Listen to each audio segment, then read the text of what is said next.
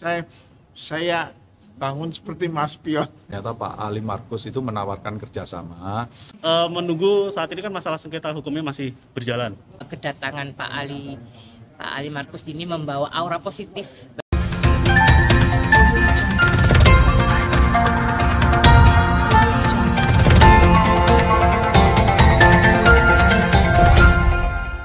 Assalamualaikum warahmatullahi wabarakatuh. Salam sehat dan sejahtera untuk kita semua. Sengketa lahan antara Mas Pion vs Pemkos di Jalan Pemuda Kota Surabaya memasuki babak baru. Pasalnya, orang nomor 1 PT Mas Pion yakni Ali Markus bertandang ke alun-alun Surabaya dengan didampingi Iman Krestian, Kabid Bangunan dan Gedung Dinas Cipta Karya. Kedatangan Ali Markus ke alun-alun Surabaya memunculkan spekulasi beragam. Salah satunya, kedatangannya merupakan bentuk kompromi pertarungan hukum yang berkepanjangan antara Pemkos dan Mas Pion. Sebab, pertarungan hukum tersebut menjadi penyebab tertundanya perluasan pembangunan alun-alun yang disebut milik Mas Pion. Lebih menarik lagi, kedatangan Ali Markus ke alun-alun Surabaya, bersamaan dengan kedatangan Imam Syafi'i politisi Partai Nasdem, dan Camelia Habibah politisi PKB yang ingin meninjau progres pembangunan alun-alun. Dalam kesempatan itu, media ini berusaha mengorek keterangan Ali Markus, Imam Syafi'i, Camelia Habibah, dan Iman Krestian.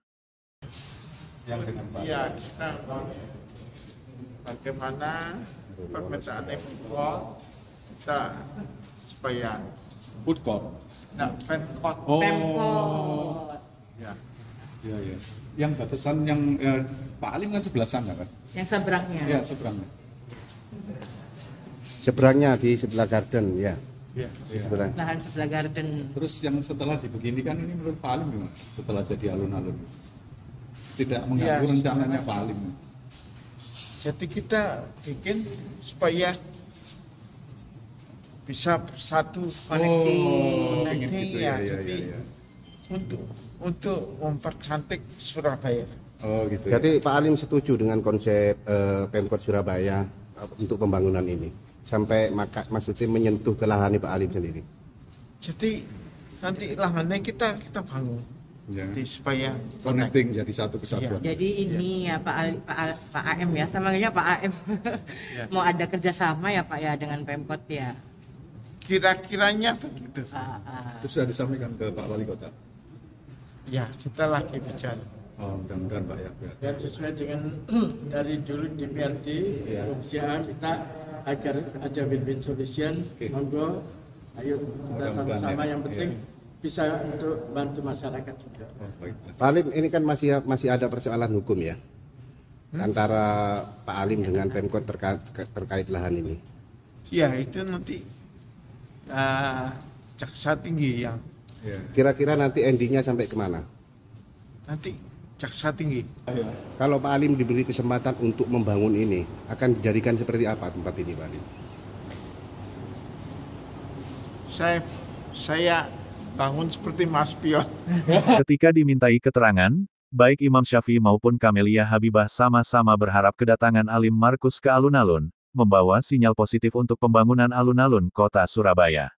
Bahkan, Wakil Ketua dan anggota Komisi A itu siap mendukung jika Ali Markus mau bekerja sama dengan Pemkos dalam pengembangan alun-alun. Tadi kan sempat ada Pak Ali Markus datang ke alun-alun Surabaya ini. Ya. Kira-kira apa tujuan Pak Ali Markus menurut Pak Imam? Ya, terima kasih. Jadi tadi saya juga sempat menanyakan langsung ke Pak Ali Markus. Ternyata Pak Ali Markus itu menawarkan kerjasama karena seperti diketahui kan masih ada hak ya. Karena ini belum ada putusan yang inkrah dari pengadilan. Yang di seberang jalan gedung DPRD, Pak Ali Markus menawarkan kerjasama supaya ini nanti mungkin efek wow-nya itu terasa. Terus terang kami beberapa waktu yang lalu ke sini ketika melihat viral-viral itu tidak sedahsyat yang diviralkan. Menurut saya lah, pertama nuansa Surabaya tidak ada, kemudian terlalu kecil sehingga ketika sebentar saja sudah habis gak nemu meneh. Ketika Pak Ali Markus kemudian menawarkan kerjasama, mudah-mudahan sengketa yang berlarut-larut dan kemudian itu melelahkan dan tentu saja mengeluarkan biaya banyak. Ini kan ada investor, ada orang yang punya uang banyak, kemudian menawarkan kerjasama. Tujuannya tadi saya tanya semata-mata untuk kebaikan masyarakat Surabaya. Tadi Mbak Camelia kan sempat mendampingi Pak Ali cukup lama ya, sempat berbincang-bincang. Kira-kira apa pesan apa yang ditangkap selama berbincang dengan Pak Ali Markus? Tadi saya tanyakan apakah Pak Ali Markus mempunyai minat untuk yang di sisi depannya itu yang ada di asetnya Mas Pion itu untuk menyentuh, dia masih mau lihat-lihat. Kami berharap dan kami akan support, sangat mengapresiasi dan mensupport, mudah-mudahan nanti di kawasan yang sana benar-benar ada sentuhan dari swasta. Karena apa?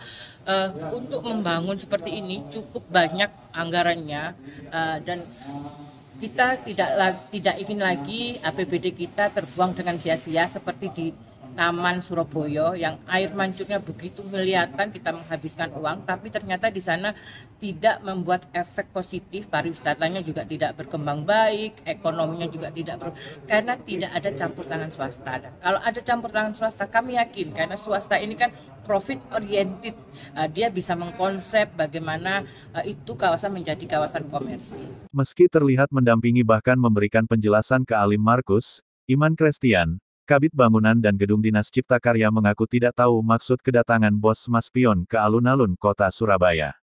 Iman hanya menjelaskan, perencanaan pembangunan alun-alun kota Surabaya, di mana untuk kedepannya, pembangunan alun-alun akan diperluas hingga ke lahan yang disebut milik Ali Markus. Tadi kan ada Pak Ali Markus di sini. Kira-kira apa yang ingin beliau lihat? Nggak tahu ya, mungkin ngelihat alun-alun viral, bari rame, terus saat ini ditutup kan juga banyak warga yang kecewa ya, sudah terlanjur datang tapi nggak bisa melihat. Ya mungkin beliau melihat ada animo Mas, di alun-alun ini. Untuk bangunan alun-alun ini ke depannya kan sampai meluas ke arah timur ya, bangunan lahan sebelah timur. Perencanaan kami seperti itu. Nah, sampai kapan itu akan dibangun, Mas? Menunggu, saat ini kan masalah sengketa hukumnya masih berjalan. Kita menunggu ada penyelesaian itu dulu.